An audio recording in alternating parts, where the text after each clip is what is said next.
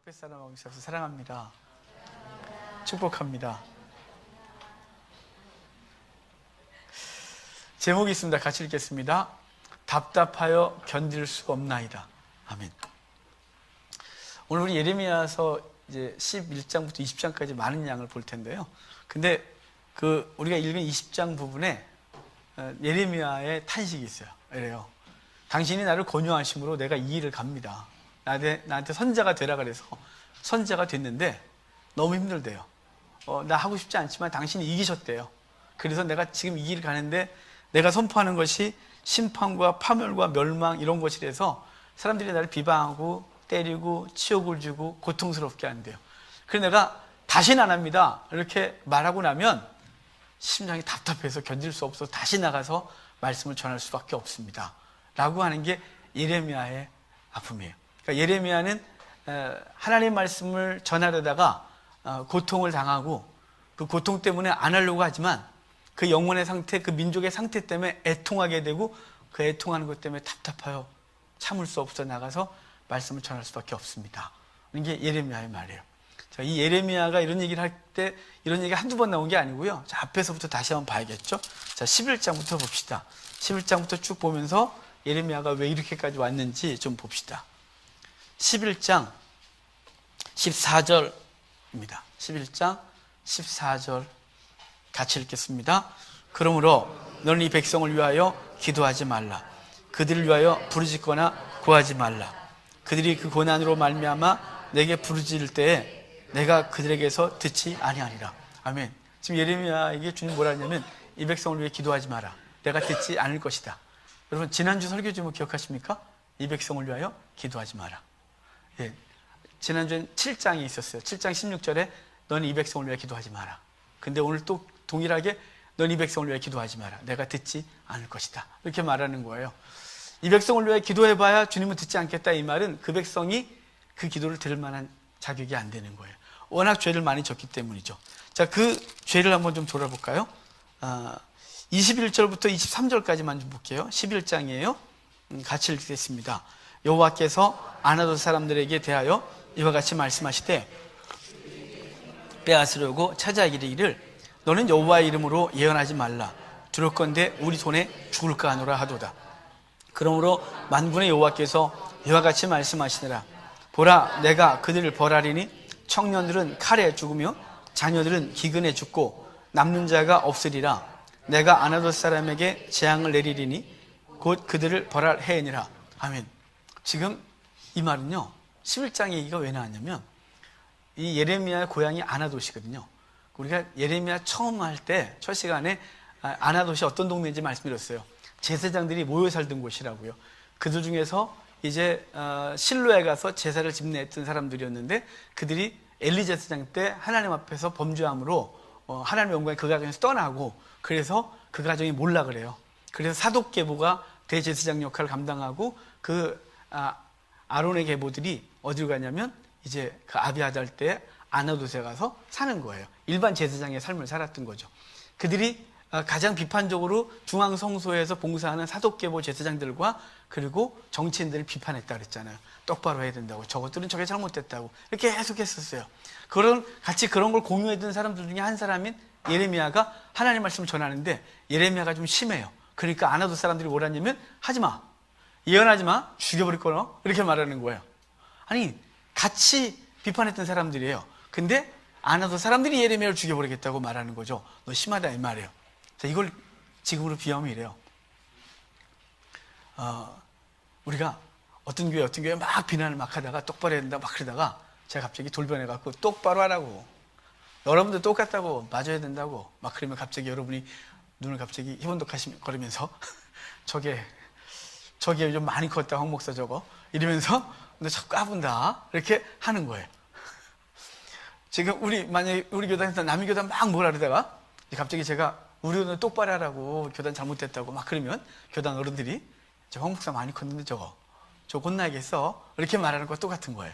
자, 지금 아나돗 사람들이 같이 비판하고 같이 중앙성소에 잘못된 것들을 같이 책망하던 사람들이었는데 예레미야가 너무 심하게 하는 거예요. 왜냐하면 예레미야가 말한 게 아니라 주님께서 예레미야를 통해 민족을 심판하겠다고 하는 거니까 그들이 거기까지 가면 안 되지 이렇게 말하는 거예요. 그러면서 죽이겠다는 거죠. 근데 주님께서 그 아낙 사람들을 내가 멸하리라, 내가 너희들을 심판하리라 라고 말해서 지금 하나님은 그 예레미야와 함께 될 사람들까지도 예레미야를 박해하고 있는, 예레미야가 잘못해서가 아니라 예레미야가 말씀을 전하는 그 말씀이 하나님 말씀인데 그것에 대항하는 그것에 대하여 주님은 심판하시겠다 이렇게 말하는 거죠. 너무 힘든 거죠. 여러분 예레미야 입장에 생각해 보세요. 얼마나 힘들겠나. 한편에 있던 사람들이 우리 같이 생각을 공유했던 사람들이었는데 그들이 이제 죽겠다고 하니까 그 예레미야가 하나님 앞에 투덜거림이 있어요. 자, 12장 1절 예레미야 불평이 있습니다. 같이 읽겠습니다. 여호와여, 내가 주와 변론할 때에는 주께서는 의로우십니다. 그러나 내가 주께 질문하옵나니 악한 자의 길이 형통하며 반역한 자가 다 평안함은 무슨 까닭이니까. 이게 무슨 얘기냐면 주님은 나한테 아주 공의로우십니다. 내가 조금만 잘못하면 곧바로 때리시고 내가 생각만 잘못해도 곧바로 걷어가시는 주님이 어떻게 저 악한 것들은 잘 되게 내어버려 두십니까? 이유가 뭡니까? 이렇게 묻는 거예요. 여러분 혹시 그렇게 생각 안 하세요? 경건하게 살고자 노력해봤잖아요. 작전기도 해보고 그래 주님 원하시면 내가 해보리라. 근데 삶은 자꾸 이상해지고 어려움은 사라지는 것이 아니라 어려움은 가중되어지고, 그런데 말씀대로 살지 않는 A 집사, B 집사, 저 믿지 않는 것들은 더 잘 되는 것 같고, 주여 왜 이러십니까? 나한테는 왜 이렇게 엄격하고 저것들은 저렇게 엉망입니까? 주여 왜 나한테는 그렇게 공의로우시면서 의롭게 행하시면서 저 악한 을 행하는 저들에게는 그냥 저렇게 잘 되게 내어버려 주십니까? 라는 게 예레미야의 답답함이에요. 예레미야의 하나님에 대한 불평을 하고 있는 거죠. 그럼 주님께서 예레미야를 엉덩이를 두들거리면서 에휴 힘들었어? 이래야 되잖아요. 근데 주님이 그런 분이 아니세요. 그래서 힘들어요. 그분이 이렇게 말씀하세요. 자, 12장 5절 볼게요. 12장 5절 같이 읽겠습니다. 만일 내가 보역인 자와 함께 달려도 피곤하면 어찌 능히 말과 경주하겠느냐. 내가 평안한 땅에서는 무사하려니와 요단 강물이 넘칠 때는 어찌하겠느냐. 이 말이 무슨 얘기냐면요, 야, 네 사람하고 이렇게 뛰는데 힘들어? 나중에 말하고 달릴 거야. 네 어떻게 감당하려고? 너 지금 이거 갖고 힘들어? 요단 강물이 넘치면 너 어떻게 버틸라 그래? 이렇게 말하는 거예요. 이렇게 말하는 거죠. 편하게 말하면 이까지 갖고 힘들어? 이거 갖고? 아이고야, 앞으로 얼마나 많은 일을 겪을 건데 이거 갖고 힘들어? 이렇게 말하는 거예요.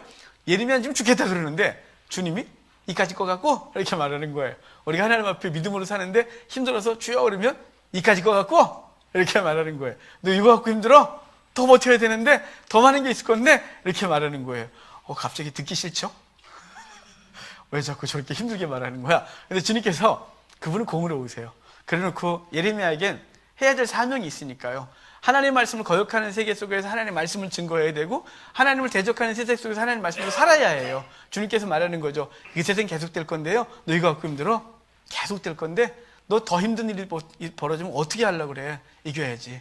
이렇게 말해주는 거예요. 여러분 믿음 지키십시오. 하나님 말씀대로 살다가 어려움을 겪어도 돌이키려고 하지 마시고 하나님 앞에서 그냥 버티고 서 계신 거예요. 그러면 그 대적들은 어떻게 할지 좀 볼까요? 9절 봅시다. 12장 9절 같이 읽을게요. 내 소유가 내게 대하여는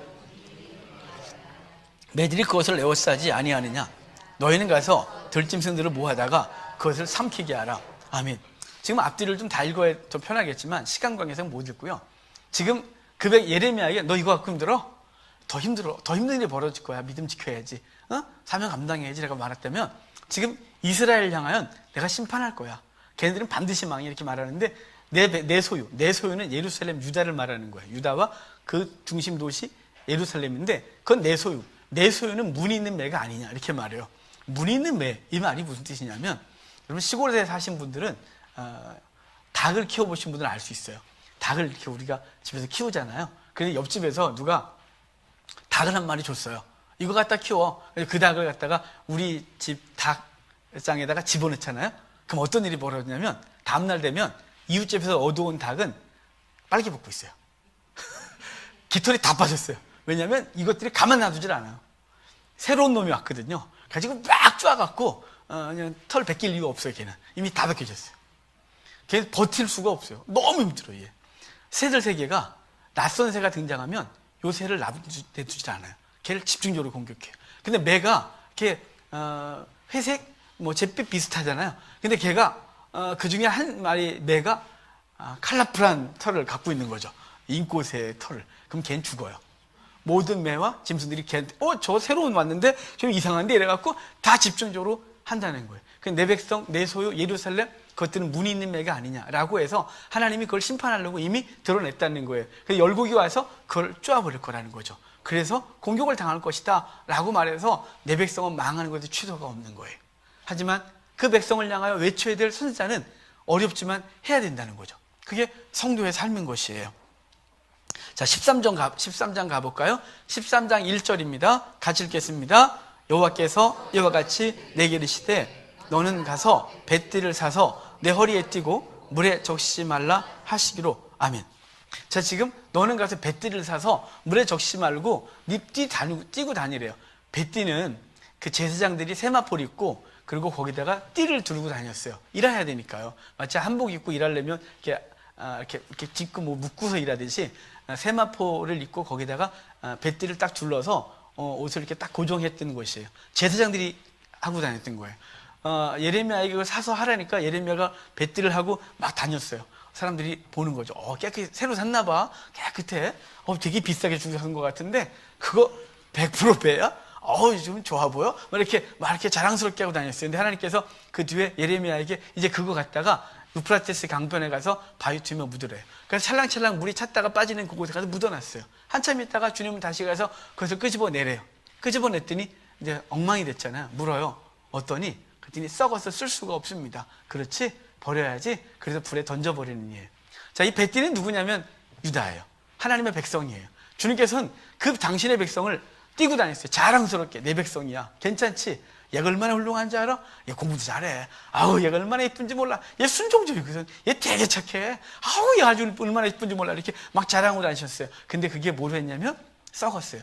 죄로 오염돼서 더 이상 띄고 다닐 수가 없는 거예요. 그래서 그 백성을 불에 던질 수밖에 없다라는 말씀이 썩은 뱃띠로 그분이 행위로, 예레미야가 행위를 통하여 그 백성을 심판의 메시지를 전하고 있는 거예요. 여러분, 저와 여러분 주님의 자랑이에요. 주님께서 우리를 얼마나 자랑스러워 하실까요? 내 백성이야. 내 아들의 피값으로 샀지. 제가 저렇게 요즘 좀 엉망이긴 하지만 쟤 그래도 괜찮은 애예요. 쟤 괜찮아지. 이러면서 주님이 우리를 자랑스럽게 했는데 그 자랑스러운 우리들이 하나님 앞에 무너지면 그분이 결국은 어떻게 할까? 이런 거죠. 그렇다고 구원이 취소된다는 뜻이 아니라 하나님의 자랑이 우리들이 무너지는 것이에요. 그러면 어떻게 할까요? 한국교회 하나님의 자랑이셨겠죠. 한국교회 봤니? 얼마나 놀라운지 아니? 쟤네들은 복음이 증거돼서 그 복음 때문에 목숨 걸었던 민족이야. 쟤네는 선교사가 들어가기 전에 성경 갖다 먼저 봤지. 저 민족은 희한한 민족이야. 한 민족이 쟤네 이상해. 쟤네는 성경 갖다가 먼저 보고 선교사가 왔는데 이미 교회가 있는 이상한 민족이었어. 쟤네 복음 때문에 목숨 걸었어. 쟤는 훌륭해. 복음이 100년 만에 전 세계의 역사, 전 세계의 유래를 알 수 없도록 엄청나게 부흥했지. 자랑이야, 내 자랑. 그런데 한국교회가 엉망이 됐어요. 온갖 더러운 것으로 추해져서 더 이상 주님이 이걸 계속 뛰고 다녀야 되는, 말아야 돼 싶을 정도로 한국교회를 뛰어야 되는 거야. 이거 빼고 중국교회를 두를까? 아니면 저기 중앙아시아에 이슬람 애들이 이슬람권에 있는 교회들을 두를까? 이런 고민하시겠죠.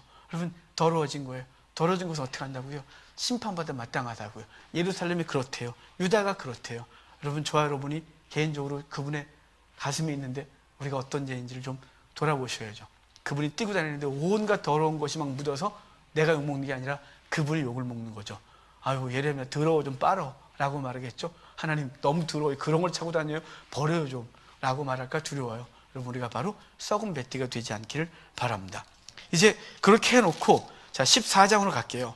14장 13절 14절 봐요. 왜 이스라엘은 이렇게 됐는지, 왜 예루살렘은 이렇게까지 됐는지, 주님이 이제 그분의 자랑이었던 것이 썩었고 태워버릴 수밖에 없는 상황이 됐는지를 말씀해 주는데 그 원인이 13절 14절에 나와요. 같이 읽어요. 이에 내가 말하되 슬프도소이다.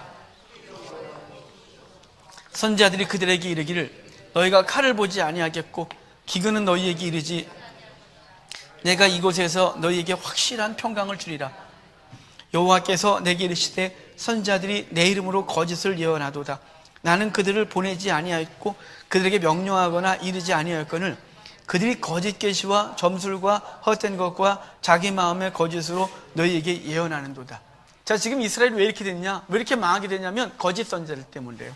거짓 선지자들이 있다는 거예요. 평안하다, 평안하다. 내가 확실히 말하는데 평강이다. 하나님 우리에게 평강을 주신다. 걱정하지 마라. 이렇게 말한다는 거예요. 현재 상황은요, 온갖 죄 짓는데요, 온갖 더러운 짓을 하고 우상 숭배하고 하나님이 없이 사는데 선지자들은 말하기를 괜찮아요, 평강해요. 내가 확실히 말하는데 평강해, 평강이라니까 라고 말한다는 거예요. 거짓 선지자들이 너무 많아서 망하는 거예요. 왜냐하면 백성들은 그냥 들은 대로 살거든요. 아, 저분이 하나님 잘 아시니까 저분이 말씀하시는 건 진리지, 이렇게 말하는 거예요. 여러분, 저는 자꾸 한국교회 자꾸 말씀드리지만 한국교회는 지금 위기예요. 지금 망하기 직전이에요. 하나님의 책찍이 이미 어마어마하게 때려지고 있는데 전혀 몰라요. 무뎌져 갖고 몰라요. 거짓 선지자들이 너무 많아요. 왜냐하면요, 잘못됐다고 말을 안 해줘요. 잘못됐다고 말 안 해주고요, 어떻게 했냐면 평강하다 평강하다 말해주는 거예요. 교회 잘 나오면 괜찮아요, 예배 드리는데 복 받아요, 헌금 많이 하시네, 복 받아요, 교회에서 봉사 좀 해요, 괜찮아요, 이런 사람을 하나님 복 주셔야지 어떻게 복 받아요. 여러분, 주님이 원하시는 게 교회 안에서의 신앙일까요? 여기 안에서요? 그럼 여기 안에서 신앙을 주님이 원하는 게 아니에요. 주님이 원하는 건 여러분의 가정, 여러분의 직장, 세상 가운데 여러분이 어떻게 사느냐를 주님이 찾으시는 거예요. 여긴요, 하나님 앞에 공적으로 예배를 드리면서 주의 말씀을 듣고 어떻게 살아야 되는지 배우고, 그리고 기도를 통하여 그 힘을 공급받는 거예요. 내가 원하는 걸 뜯어내는 게 아니라, 주님, 그렇게 사는 게 옳다면 주님 내게 그렇게 살 수 있는 힘 주십시오. 내가 우리 아내 사랑하고 남편 사랑하고 자녀 사랑하고 부모 사랑해야 되는데 내가 그렇게 잘 안 됩니다. 제 속에 못된 것들이 있어서 잘 안 돼요. 주님, 사랑할 수 있는 힘 주세요. 내 의지 꺾고 기꺼이 주께서 원하시는 일 행하기를 원하는데 주님 저에게 힘 주세요. 그래서 그러고 기도하는 거예요. 그리고 돌아가서 우리 삶 속에 살아가는 거예요. 그런데 우리 한국 신앙은 이상해요. 집안에서 엉망인데 교회에서 열심을 내면 신앙이 좋은 거예요. 교회에서 봉사 열심히 하면 신앙이 좋은 거예요. 헌금 많이 하면 신앙이 좋은 거예요. 기도 유창하게 하면 신앙이 좋은 거예요. 돌아가서 어떻게 사는지 관심이 없어요. 그래서 한국교회 무너진 거예요. 잘못됐다고 말하는데 그거에 대한 귀 기울일 생각은 없는 거예요. 왜냐면 여기서 예배하고 여기서 봉사하는 건 나름 쉬워요.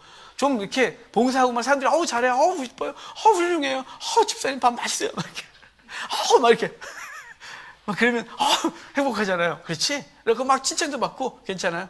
근데 뭐가 진짜 힘든 거예요? 가정에 가세요. 왼수 같은 배우자를 사랑하는 게 너무 힘들어요. 그러잖아요, 왼수. 왼수를 사랑하라고 예전에 할머니가 왼수 그랬다고. 자녀 못되게 구는 놈 사랑하기가 참 쉽지 않아요? 제일 힘든 게 뭔지 아세요? 부모님이요. 어쩜 이렇게 못됐어요, 우리는? 자녀한테 희생을 하고 자녀를 위해서 뭘 쓰는 건 안 아까운데 부모를 위해서 뭘 하는 건 집 하나를 튕기면서 할까 말까 고민하는 우리 못된 게 있어요. 여러분, 우리의 신앙은 거기서 판단을 나는 거예요. 여기가 아니에요. 여기는요, 그래서 한국교회가 무너진 게 여기서 신앙을 최고의 가치를 준 거예요. 여기서 신앙은 최고의 가치가 주는 게 아니에요. 여기선 하나님 앞에 삶을 갖고 예배하고 기도 열심히 하는 건 그렇게 살 수 있는 힘 달라고 공급하고, 주의 뜻을 분별해 알게 해달라고 기도하고, 알았으면 그렇게 살겠다고 힘 좀 달라고 기도하고 그 힘 갖고 나가 사는 거예요. 근데 그건 하나도 없고 오직 여기만 있는 거예요. 그런데 우리는 이렇게 말해요. 여기서 잘하면 평강하다, 여기서 잘하면 신앙이 좋대요. 집에서는 내 저 사람 때문에 신앙생활 안 하겠다고 막 그러는데 우리 신앙이 좋대요. 여러분, 이거 안 해요. 지금 거짓 선지자들에게 우리가 다 놀아나서 그래요. 요즘 문제가 되고는 어떤 교회 있잖아요. 그 교회 이제 집사님하고 얘기를 하다가 그 교회 얘기를 하는데, 그 교회 성도하고 얘기를 하는데 자기네 교회 목사님 설교 들어보라고 아주 훌륭하다고. 그 목사님이 사람들이 막 뭐라 그러지만 그 목사님 설교 조금만 좋으니까 들어보라고. 좋을 수 있겠죠. 한 번도 안 들어봤어요, 저는. 근데 그렇게 말해요. 사람들이 우리 교회를 막 뭐라 그러는데 핍박을 하는데 우리가 핍박을 당하는 거라고. 그러면서 이겨야 된다 그러는데요. 세상이 막 뭐라 그러는데 지금 언론까지 막 제발 그러지 말라고, 한국교회가 제발 좀 그러지 말라는데 이건 핍박이래요. 핍박받고 있는 거래요. 속은 거죠. 누구한테요? 거짓 선지자한테요. 담임 목사 거짓 선지자예요. 제가 만약에 잘못 가고 있는데 여러분들이 객관적으로 잘못됐어요. 그런데 제가 그걸 막 합리화하면서 온갖 미사학을 가지고서 아니라고 말하는 건 저 거짓 선지자 된 거예요. 성경적으로 봤을 때 성경이 뭐라고 말하느냐 보면 아닌 것이 분명히 아닌 거예요. 근데 그걸 갖고 사람들을 다 울고는 거죠. 왜냐면 교회에서 훌륭하게, 교회에서 그 제방적인 목사로서 살아가면서 목사가 원하는 대로 끌어가는 거예요. 성경 한 번도 안 읽었는데 목사 말은 진리인 거예요. 거짓이에요. 성경 읽어야 돼요. 성경에 있는 걸 목사가 말하면 진리고요. 성경 없는 거 인간적인 어떤 것들을 갖고 목사가 말하고 있으면 그건 거짓이에요. 거짓 선자가 너무 많은 거예요. 그래서 거짓 선자가 너무 많아 그것을 듣고 신앙생활하는 교회는 무너지는 거예요. 한국 교회가 이렇게 급속하게 무너지나요? 하나님 말씀 있으면 무너지나요? 여러분 속에 성경이 있으면, 주의 말씀이 딱 있으면 절대 안 무너져요. 절대 주를 못 떠나요. 아니, 떠나고 싶어도 안 돼요. 근데 왜 한국 교회는 지금 10명 중에 1명도 안 되나요? 제가 신학을 할 때 4명 중에 1명이 크리스찬이었어요. 통계가 4명 중에 1명. 교회 안 되는 애 찾는 게 더 힘들었어요. 학교에서는, 초등학교에서는요. 그런데 지금은요, 10명 중에 1명. 초등학생은요 더 적어요. 지금 그 10명 중에 1명을 누가 차지하냐? 여러분이 차지하고 있는 거예요. 50대 이상의 어르신들이. 봐요. 지금도 우리 교회 30대 40대가 몇 명이나 되나. 10대는요 없어요. 왜 그런 줄 아세요? 말씀이 없어요. 뭐 갖고 신앙생활 했냐면 목사 말 갖고 신앙생활 했어요.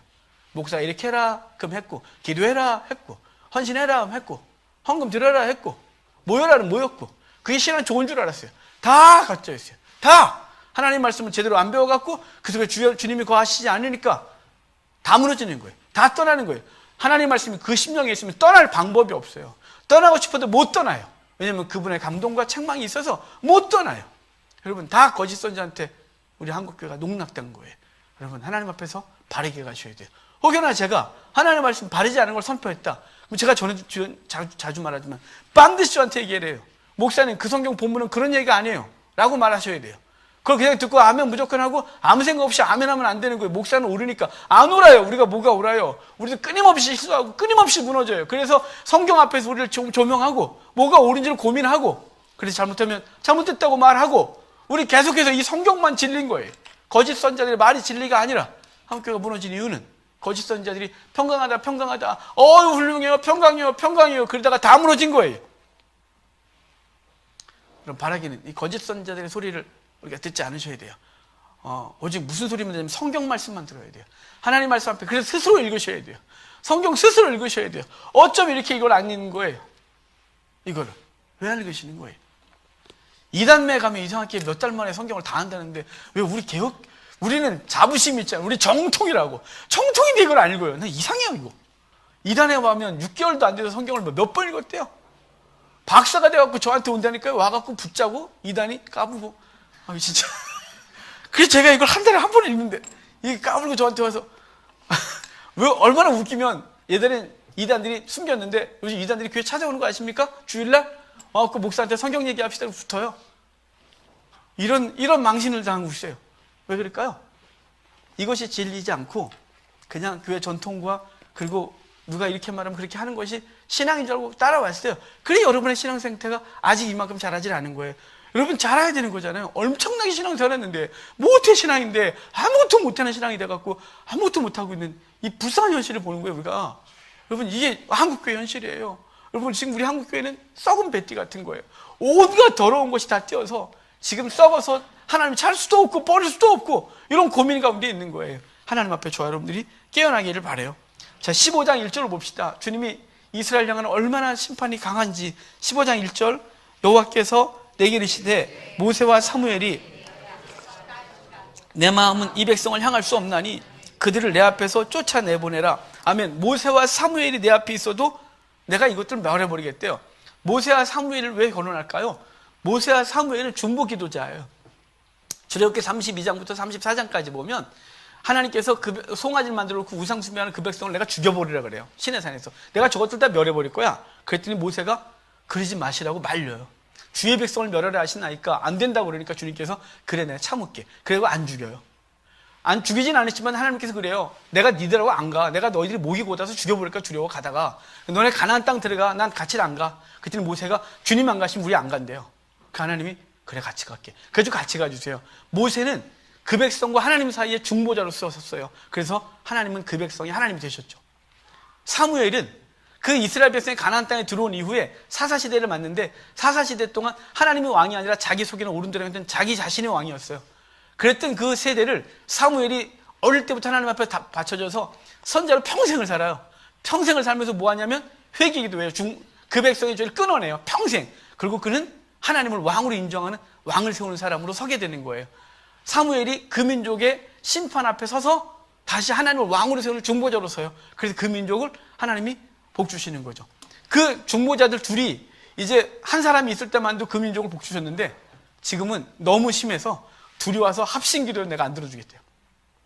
얼마나 그 백성을 향하여 심판이 작정됐고 악한지 그 백성은 변하지 않아. 너네 둘이 와도 내가 너네만 건져. 내가 다른 거 다 심판할 거야 라고 말씀하시는 장면입니다. 자, 16장으로 갈까요? 이제 그렇게 심판할 거기 때문에 예레미야에게 너는 이렇게 해라 이렇게 말해요. 16장 2절 같이 읽겠습니다. 너는 이 땅에서 아내를 맞이하지 말며 자녀를 두지 말지니라. 이 땅에서 아내를 맞이하지 말고 자녀를 두지 마라. 이게 뭐냐, 결혼하지 마, 아이 낳지 마. 왜요? 이제 심판이 있을 거래요. 이제 어마어마한 전쟁이 있을 거고 너희는 다 죽고 죽든지 다 끌려가서 노예로 살 건데 네가 어떻게 네 처자식이 그 꼴을 당하는 걸 볼래? 그러니까 하지 마. 너 하지 마. 라고 말해서 예레미야에게 그 결혼하지 못하게 하고 자녀도 못 낳게 해서 하나님께서는 그 백성의 심판이 임박했음을 말하고 이것은 취소될 수 없는 상황이 됐다는 걸 말해주고 있는 거예요. 얼마나 오랫동안 참으셨는지. 주님께서 가나안 땅에 그 백성을 집어넣고 사사시대를 참아내시고 그걸 왕을 통해 이 다윗을 통하여 하나님을 섬기게 했는데 그 아들 솔로몬이 우상 숭배하면서 그 민족이 또 무너지고 계속 참아내고 선자를 계속 보내도 듣지 아니하시니까 하나님께서 어쩔 수 없이 내가 그 민족을 치리라 라고 말하는 거예요. 모세와 사무엘이 있어도 내가 그들만 살리고 다 칠 거야. 너도 결혼하지 마. 너도 그 꼴 어떻게 당하려고 그래. 하지 마 라고 말씀해 주고 있는 것이죠. 이렇게 된 이후 17장 13절 보면 생수의 근원이 나를 버렸기 때문에요.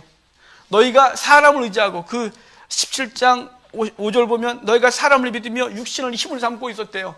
너희가 나를 버렸대요. 생수의 근원이 나를 버렸기 때문에 망하는 거래요. 여러분, 이 땅을 사는 힘이 무엇입니까? 여호와십니까? 아니면 여러분의 힘입니까? 사람입니까? 아니면 내가 갖고 있는 재능입니까?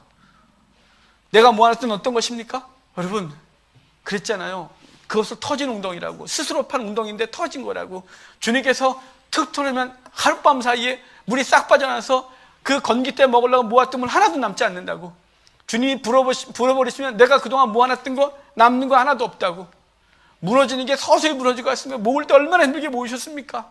여러분의 그 위치까지 가는데 얼마나 힘을 썼었고 눈물을 흘렸고 땀을 흘렸습니까? 무너지는 게 순식간이었던 걸 경험 안 해보셨습니까? 아무것도 아닌 걸, 아무것도 아니었던 걸. 근데 우리는 끊임없이 나는 아닐 거라고 믿어요. 나는 아닐 거라고. 난 아니야. 내가 얼마나 잘하고 있는데, 내가 얼마나 잘 세웠는데, 내가 얼마나 기초를 단단해. 나는 안 무너져. 이게 우리가 갖고 있는 생각이에요. 여러분, 안 무너진다고요? 하나님이 없이 세운 모든 것들은 다 무너지게 돼 있어요. 다. 그러므로 저와 여러분이 진짜 의지할 대상은 여호와예요. 생수의 근원인 나를 버린 게 최고 문제고, 너희가 너희 자신과 인생과 너희가 갖고 있는 힘을 의지하고 있다라고 말해서 그래서 하나님을 떠나고 있는 거예요. 자기가 아무것도 아니라고 알면 그분 앞에 무릎 꿇을 수밖에 없는 거예요. 내가 힘이 없다는 걸 알면 그분 앞에 무릎 꿇을 수밖에 없는 거예요. 여러분, 여러분의 진정한 힘은 주님 줄 믿으시고, 우리가 하나님이 아니라 하나님을 이용하여 뭔가 자꾸 하려는 게 아니라 하나님 앞에 진정으로 무릎 꿇고 주께서 원하시는 거룩한 삶이 우리 속에 있기를 바랍니다. 자, 18장 갈게요. 18장 2절만 봐요. 18장 2절 같이 읽겠습니다. 너는 일어나 토기장의 집으로 내려가라. 내가 거기에서 내 말을 내게 들려주리라 하시기로. 자, 지금 이제 하나님께서는 어떤 행동을 하게 하세요.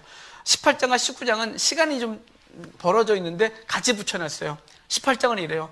너는 예루살렘에 두 개의 계곡이 있어요. 골짜기. 하나는 기드론 골짜기, 하나는 흰놈의 아들의 골짜기. 흰놈의 아들의 골짜기에 토기장의 집이 있었어요. 거기서 토기를 만들어서 예루살렘에 공급했던 것 같아요.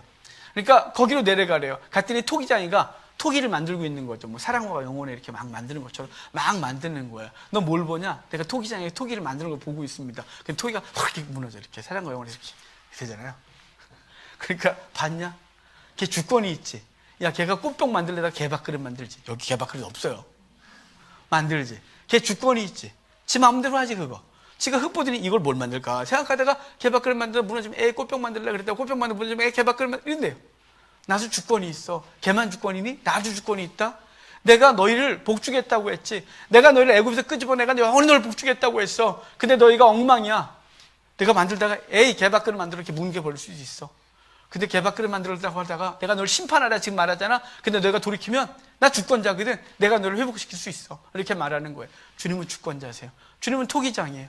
주님께서 우리를 향하여 복 주시겠다 했지만 그 백성이 계속해서 바르게 살지 아니하면 주님께서 싹뜨고 다 흔들어 버릴 수 있는 거고, 흔들어 버리겠다고 했는데 그가 하나님 앞에 똑바로 서면 다시 내가 더 든든히 세워 하나님 나라를 위해 세우겠다고 하는 것이죠. 그분은 주권자세요. 이 토기장의 집에 가서 보라고 하신 건 토기장의 주권을 보라는 거예요. 걔도 주권이 있어. 지 마음대로 만드는데 나도 주권이 있어. 나도 복 주겠다고 했지만 심판할 거고 심판하겠다고 말했지만 지금이라도 너희가 돌이키면 내가 너를 심판하지 않을 용의가 있는 거야. 나 주권자야. 내가 모든 열방을 막아세울 수 있는 거야 라고 말씀하시는 거예요. 여러분, 그분을 주권자로 인정하셔서 그분 앞에 서십시오. 세상이 주권자 아니에요. 여러분이 주권자 아니에요. 세상이 자기를 어떻게 할까 두려워하지 마세요. 하나님께 눈을 드셔야 돼요. 그분이 복 주시고 그분이 심판하시는 주권자이심을 믿으셔야 돼요. 그렇게 해야 바른 신앙하죠. 그리고 19장에 오면 주님이 다시 토기장의 집으로 가는 게 있어요. 가라 그래요. 19장에 가면 이제 여러분 1절, 2절을 눈으로 보세요. 하나님이 예레미야에게 너는 백성들의 어른과 제사장의 어른들을 데리고 흰놈의 아들 골짜기로 내려가래요. 그래서 내려가서 토기장의 집에 토기를 하나 사서 더 밑으로 내려가래요. 더 밑으로 내려갔어요. 더 밑으로 내려갔더니 주님께서 거기도 뭘 시키냐면 그 토기를 깨버리래요. 백성들의 어른들, 제사장들의 어른들, 장로들 다 모시고 가갖고 다 오시라고, 다 모시라고 그러고 다 모였어요. 지금으로 말하면 대통령, 상부요위, 국회의원 다 모으고 각 교단 총회장님, 증경 총회장님 다 모이고 현재 총회장님 다 모이고 교계 어른들 다 모아갖고 그 계곡을 다 모았어요. 그래서 토기를 그 앞에서 확 깨버리는 거예요. 그래서 이렇게 말하죠. 그 말 좀 들어볼까요? 11절이에요. 19장 11절 봐요.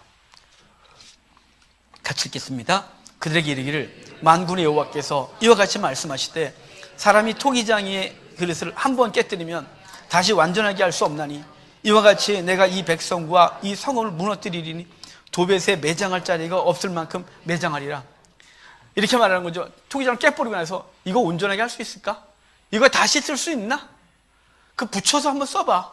완전해졌어? 안 된다 이 말이죠. 조가리가 어디까지 사라져서 여기 구멍 나 있고 막 붙였더니 엉망이 돼갖고 물을 넣으면 터져버리고 아무것도 할 수 없는 상태가 되어진 거예요.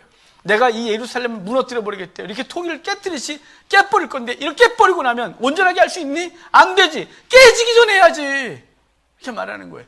하나님 앞에서 이민족 우리 한국교회가 깨지기 전에 돌아서야 돼요. 누가요? 깨어있는 사람들이요. 하나님 말씀 앞에서 이민족이 지금 잘못되고 있다는 사실을 알고 한국교회가 너무 오염되어서 복음이 아니라 복음을 종교 행위하고 있다는 걸 깨달은 사람들이 하나님 앞에 서서 내가 자기가 살아가는 현장에서 말씀대로 살려고 몸부림을 치는 사람들이 한 사람 두 사람 서지면 부실려도 하는 것도 하나님이 깨지 않겠다는 거죠. 깨지면 더 이상 쓸 수 없는 거예요. 깨진 거 다시 온전케 할 수 있니? 안 되지 라고 말하는 거예요. 여러분, 깨지면 다시 쓸 수가 없어요. 하나님 회복을 시켜도 너무 힘들고 그 힘든 시간들을 또 보내야 되는 상황이 벌어지게 되는 거예요. 그래서 18장, 19장은 토기와 관련된 얘기를 해주면서 이렇게 하고 나니까 예레미야가 박해를 당해요. 예레미야는 지금 계속해서 박해를 당해요. 맨 처음부터 그랬거든요. 내가 너를 찔레와 가시다에 서게 하겠다고. 아까는 중간에 너를 노성벽되게 하겠다. 이 얘기는 나중에 에스겔한테도 해요. 내가 너를 노성벽되게 하겠다. 치나 이기지 못하리라. 그러니까 박해를 당한 건다는 거예요. 그럼에도 불구하고 넌 계속 일을 해야 된다는 거죠. 그런데 20장으로 딱 오면 20장 1절에 바술이라는 사람이 나와요. 이 바술이 누구냐면 성전 질서 유지하는 총감독이에요. 이 사람이 이런 사람은 언제 등장했냐면 예수님이 겟세마네 동산에서 기도하시고 그 성전 군사들한테 잡혀요. 성전 군사들이 몽둥이 갖고 막 잡았는데 걔네들은 원래 제사장이에요. 제사장들로 구성된 그 군인들인데 이 사람들이 성전 안까지 다 들락거릴 수 있는 사람이 일반 사람들은 성전을 못 들어가잖아요. 제한됐으니까. 그래서 제사장 후손들 중에 질서 유지할 수 있는 사람들, 군인이든 경찰이든 뽑아서 그들을 관리하게 하고 그들을 총감독한 사람이 이 사람이 성전 감독관이에요. 바술. 이 사람이 바로 성전 총감독관인 거예요. 근데 왜 이 사람이 지금 예레미야를 잡아다가 때리냐면 이 사람이 보기엔 예레미야가 못된 짓을 했어요. 하극상을 벌인 거예요. 여기 또 그런 얘기 없으니까 또 그렇게 그러지 마세요. 신참 목사인데 신참 목사가 딱 쓰더니 다 모여. 그래가지고 증경총회 다 모이고 다 모여. 그리고 그 앞에서 똑바로 해. 이랬다는 거죠. 그 바술이 보기에 저런 싸가지 없는 놈. 그래갖고 잡아다가 패는 거예요. 네가 뭔데 그래? 네가 뭔데 어른들도 가만히 있는데 네가 그래? 네가 알아요? 얼마나 알아?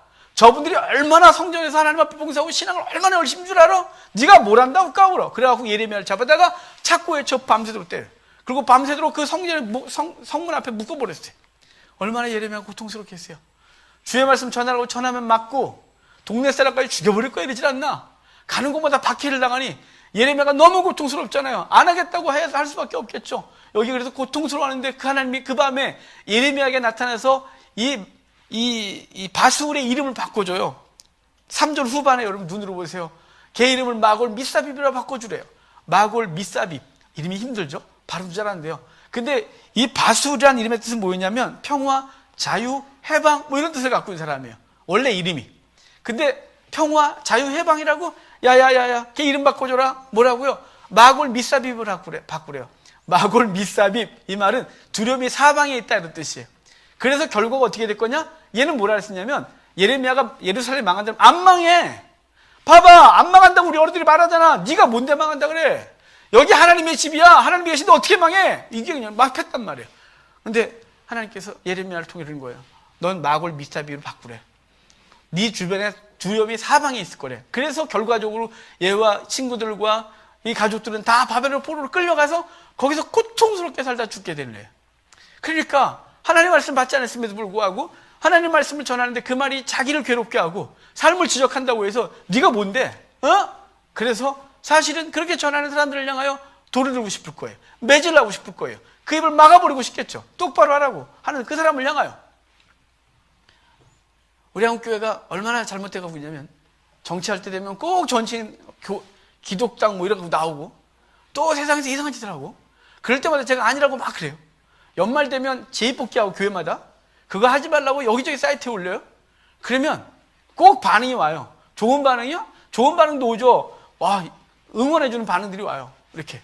그런데 걔 중에는 이상한 소리 막 해요. 막 쌍욕 막 하고 저한테 이상한 욕들 막 해요. 왜냐면 자기는 목사 잘못됐잖아요. 자기는 목사 잘못됐으니까 저를 얼마나 욕하겠어요. 욕해요. 여러분 입을 막아 틀는 거죠. 네가 뭔데? 네가 뭘 안다고 그래? 조그만 교회 목사가 뭘 알아? 이렇게 말하는 거예요. 여러분 지금 예레미야가 그 일을 당하는 거예요. 근데 그들을 향하여 그렇게 말한 그들을 향하여 마골 미사빕 이렇게 말하는 거죠. 여러분 주의 말씀이 성경을 통하여 증거되건 누구를 통하여 증거되건 그것이 내 죄를 지적하고 그게 괴롭게 하면 네가 뭔데가 아니라 어찌할까 이래 되는 거예요. 그런데 이제 그렇게 해놓고 다음에 예레미야가 우리가 읽은 얘기를 하고 있는 거죠. 너무 괴로워서 내가 안 할래요. 그랬더니 답답하여 견딜 수가 없나이다 라고 말해서 나가 외칠 수밖에 없다고 말하는 거예요. 예레미야는 이렇게 당하고 있는 거죠. 여러분 이 시대도 똑같아요. 경건하게 살고자 하는 자는 박해를 받는다 그랬어요. 복음과 함께 고난을 당하는 거라 그랬어요. 그게 성도의 삶이에요. 왜요? 성도로 살려니까. 내 집에 가서 믿음으로 살려니 얼마나 어려워요. 성도로 살려니 얼마나 어려워요. 직장에서 성도로 살려고 하니 얼마나 어려워요. 거래처 사람과 성도로 살려고 하니 얼마나 화가 나요. 얼마나 손해를 봐야 되고 때로는 내가 성도가 아니었으면 좋겠다 싶을 때 있잖아요. 확 그냥 어떻게 해버리고 싶고. 근데 성도로 살려니 때로는 참아야 되고 손해도 봐야 되고 섬겨야 되고 성도로 사는 게 너무 어려워요. 그리고 그들에게 복음 증거하고 하나님 얘기 해야 되잖아요. 그런데 박해를 당하니까 고만하고 싶은데 내가 성도로 살고 고만하고 싶은데 근데 그 속에서 끌어오는 사랑이 있는 거예요. 애통함이 있는 거예요. 그 영혼이 애통함, 그 영혼을 향한 애통함, 민족을 향한 애통함, 그 사회를 향한 애통함이 있는 거예요. 그래서 참을 수 없나이다. 그래서 복음 증거가 되는 거예요. 주의 사랑으로 또 헌신하는 거예요. 예수님이 그러셨어요. 하나님 아버지가 인간을 창조하고 인간이 범죄하고 나니까 얼마나 답답했겠어요. 내가 멸하려고 하지만 멸할 수 없었던 거죠. 그래서 아들 예수를 약속하셨어요. 그분이 이 땅에 오면 고통을 당할 걸 알았어요. 그분이 이 땅에 오면 박해를 당할 걸 알았어요. 죽을 거 전제하고 온 거예요. 아버지는 아들이 죽을 거를 전제하고 보낸 거예요. 고통이요. 그런데 그 아들, 아버지와 그 아들의 마음이 뭐냐면 애통이 있어요. 영혼을 향한 애통함이 있어요. 그가 지옥의 형벌을 당할 걸 애통함을 갖고 있는 거예요. 그 죄 가운데 죽을 그를 향한 애통함이 있는 거예요. 그래서 그 애통함 때문에 답답하게 견딜 수 없어요. 아버지는 아들을 보냈고 아들은 이 땅에 오셨고 성령은 우리 가운데 거하시는 거예요. 예수님이 이 땅에 오셔서 나인성 과부의 아들이 죽은 걸 보고 그 앞에 서서 서라고 그러고 그 무덤, 그 시체를 손에 대면서 그 아들을 살려내요. 그분이 우시면서 살렸어요. 그분이 예루살렘을 향하여 그 죄악을 보면서 감람산 안에서 우셨어요. 왜냐하면 예루살렘이 죄 때문에 멸망할 걸 향하여 우신 거예요. 주님은 그 눈물 때문에 오신 거예요. 그분의 애통함이 답답하게 견딜 수 없게 하셨고 그 이 땅에 오셔서 저와 여러분을 건지신 거예요. 그 놀라운 은혜를 지금 믿고 있다 이 말이에요. 여러분 그럼 우리는 어떻게 살아야 되는 거예요? 우리도 고통이 따르겠지만 애통하는 마음을 버릴 수가 없는 거예요. 애통하는 마음으로 나아갔고 다가오는 건 뭔가요? 화죠. 그래서 끝까지 인내해야 되는 거예요. 착한 일을 시작하다가 낙심하지 말아야 되는 거예요. 때가 되면 거둔다고 하신 말씀은 우리가 그 애통의 마음으로 우리 형제를 대하는 거예요. 애통의 마음으로 우리 가족들을 대하는 거예요. 애통의 마음으로 우리 거래처 사람을 대하는 거예요. 애통의 마음으로 우리 민족을 대하고 열방을 대하는 거예요. 그럼 반드시 고난이 따라요. 반드시 고통이 따라요. 노성병이 대기하기 따랐잖아요. 이건 피해갈 방법이 없는 거예요. 그럼에도 불구하고 안 할래요. 하지만 답답해요. 견딜 수 없는 심령 때문에 그 일을 하는 것이죠. 복음의 삶을 사는 거예요. 입술로 증거하고 삶으로 증거하고, 그래서 이 땅을 다시 하나님 나라로 세워가는 거예요. 영혼 한 사람 한 사람을 건져 죽게 드리는 것이죠. 저와 여러분은 그 일을 해야 되는 거예요. 주님께서 히브리서 저자는 이렇게 말해요. 주님이 우리의 치욕, 그 더러운 죄를 짊어지고 영문 밖에 나가 죽으셨다. 우리도 그분의 치욕은 뭔가요? 남은 고난이에요. 복음 증거하기 위하여 고난을 당하는 그 치욕, 그분이 담당한 건 우리의 더러운 죄를 담당한 거고, 우리가 담당할 건요, 그분이 영원 고난, 애통함을 담당하는 거예요. 그래서 그 치욕을 짊어지고 영문 밖에 나아가자고 말했어요. 요한계시록 이렇게 말해요. 성도 복음 증거 나아가면 어디서 죽는다고요? 세상, 소돔, 예수님이 십자가에 못 박혀 죽은 곳에서 우리는 죽을 거래요. 여러분의 삶에서 죽으시기 바랍니다. 삶의 현장에서 기꺼이 죽으십시오. 기꺼이 손해보십시오. 기꺼이 우리의 육신과 우리의 이 자아들을, 우리의 탐욕을 내려놓고 주의 복음이 우리 속에 살아나도록 하십시오. 그 복음을 갖고 대하고, 그 복음을 갖고 자녀를 대하고, 그 복음을 갖고 배우자를 대하고, 그 복음을 갖고 부모를 대하고, 복음을 갖고 우리의 거래처 사람들을 대하고 세상 사람들 대한 저럼 되길 바랍니다. 날마다 넘어지겠죠. 날마다 뿔뚝뿔뚝 성질이 우리를 또 넘어뜨리겠죠. 나 이거밖에 안 되나 싶겠죠. 좀 다 제 얘기하는 것입니다. 그렇지만 여러분, 하나님 다시 일어나셔야 됩니다. 왜냐하면 애통함이 있지 않습니까? 그 영원에 대한 애통함, 그 애통함 때문에 우리가 건진받았습니다. 이제는 고통이 따르겠지만 그 애통을 가지고 답답하여 견딜 수 없는 심령으로 우리 주변을 대하는 귀한 은혜가 있기를 바랍니다.